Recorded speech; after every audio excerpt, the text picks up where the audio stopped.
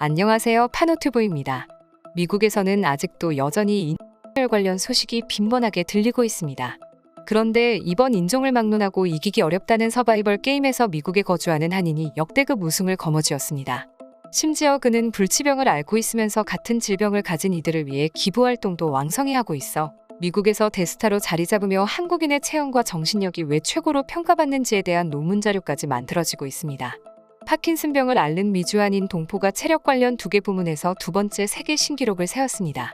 시카고 언론은 시카고 교외 도시 볼링브룩에 사는 지미 최 씨가 외국판 출발 드림팀으로 불리는 아메리칸 닌자 워리어에서 최근 2번째 기네스 세계 신기록을 공식 인정받았다며 파킨슨병조차 그를 막을 수 없다고 보도하기도 했습니다.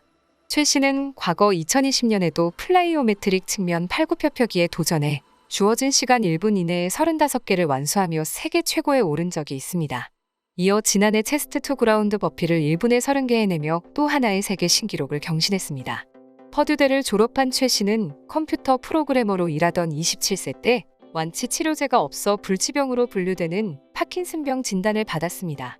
1994년 최 씨는 볼링브룩 고교 재학 당시 농구, 축구, 레슬링 대표팀에서 활동한 만능 스포츠맨이던 그에게는 믿을 수 없는 소식이었습니다. 최 씨는 당시 상황을 이렇게 말했습니다. 나는 의사가 오진했다고 생각했다. 파킨슨병은 늙은 사람들만 걸리는 병이라고 생각했기 때문이었다. 당시 내가 아는 것은 치료 방법이 없다는 것이었다. 내 인생이 끝났다고 생각하고 포기했다. 인생을 포기하려고도 생각했다. 우울한 시간을 보내던 어느 날, 전 뜻하지 않게 계단에서 넘어지는 사고를 겪고 삶이 극적으로 변했습니다. 당시 제 아내 셰릴과 딸 카트리나가 제가 넘어진 직후 절 보고 있었습니다. 이때 전 겁에 질린 얼굴로 걱정스레 절 내려다보는 아내와 아이들 얼굴을 보고 나서 내 삶과 건강 상태를 총체적으로 바꿔야겠다고 결심을 하게 됐습니다. 바로 다음 날부터 지팡이를 짚고 동네를 산책하는 작은 일부터 실천하기 시작했고 얼마 지나지 않아 산책이 걷기 운동으로 걷기 운동이 달리기가 되었습니다. 전 지금까지도 마라톤 16차례, 하프마라톤을 100차례 이상을 뛰고 있고 마라톤보다 거리가 더 긴 울트라 마라톤과 철인 3종 경기 등 다양한 스포츠에 도전하고 있습니다. 그는 MBC 방송의 각종 장애물을 통과하는 인기 리얼리티 프로그램 닌자 워리어에 2017년 이후 매년 도전하기 시작했습니다. 이때 그는 경기 내내 떨리는 손을 보여주며 강인한 정신력과 파킨슨 병까지 이겨내는 그의 의지를 보여주었습니다. 경기 도중 떨리는 손을 보며 관객들이 도대체 뭘 쥐고 있냐는 질문까지 나왔지만 그가 파킨슨 병을 앓고 있다는 이야기가 알려지고 나자 한국인은 파킨슨 병도 이겨내는 민족이라는 이야기가 들리기 시작하며 한국인들은 유전자는 학술적으로 연구해봐야 한다라는 이야기까지 들리기 시작했습니다. 그는 영화 백투더퓨처 주인공으로 잘 알려진 유명 배우 마이클 제이 폭스가 파킨슨병 진단을 받은 후 설립한 폭스재단의 모금 활동에도 적극적으로 참여해 많은 이들에게 영감을 주는 강연도 하는 중입니다. 아울러 부인과 함께 파킨슨병 치료제 개발 지원 기금 70만 달러 약 8억 8천만 원 이상을 모금했습니다. 최 씨는 새로운 도전과 운동을 통해 더 나은 삶을 살 수 있다며 도전을 멈추지 않도록 스스로를 독려하면서 파킨슨병 환자들을 위한 목소리를 내겠다고 말했습니다. 이번 한인 기네스 소식에 미국에서는 동양인의 체형에 대해 큰 화제가 되고 있습니다. 그 중에서도 미국에서는 잘 몰랐던 한국인에 대한 정보가 공개되었는데요.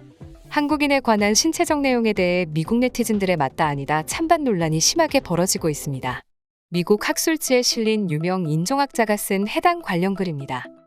동아시아인의 평균적인 피부색은 서아시아 일부 지역, 남유럽, 카카스 등지의 백인과 비슷합니다.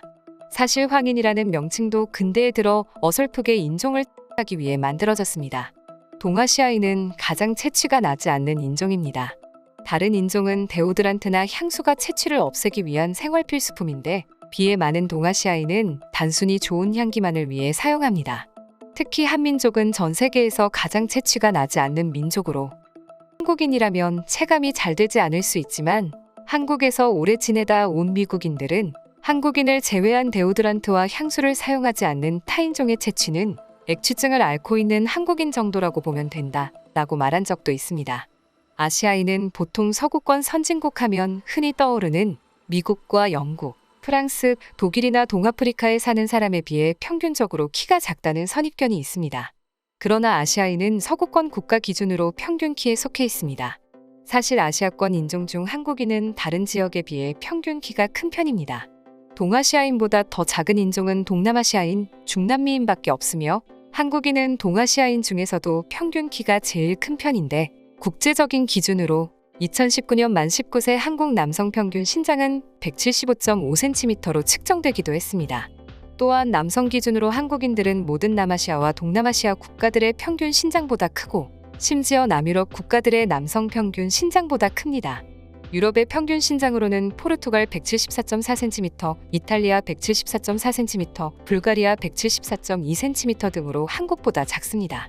평균 어깨 골격 너비는 한국, 일본, 서양 모두 대략적으로 비슷합니다. 2015년에 진행된 사이즈 코리아 7차 조사를 기준으로 25에서 29세 남성의 평균 어깨 너비는 40.189cm입니다. 동아시아인은 타 인종에 비해 골격근이 잘 안 붙는다는 편견이 있는데 이는 거짓입니다. 타 인종과 동아시아인의 유전적으로 골격근 성장 속도는 유의미한 차이가 있지 않습니다. 동아시아인의 얼굴은 다른 타 인종과 매우 상반되는 형질이 있습니다. 바로 두상의 차이인데요. 흑인들의 두상의 폭이 앞뒤로 길다면 동아시아인은 양옆으로 긴 모양을 띠고 있습니다. 이를 단두형이라고 칭합니다. 남성과 같은 면모가 서양인처럼 뚜렷한 경향이 없지만 광대뼈나 턱 같은 경우는 몇몇 사람은 동아시아계 사람의 발달된 턱이나 광대뼈를 매력으로 느끼는 경우가 많습니다.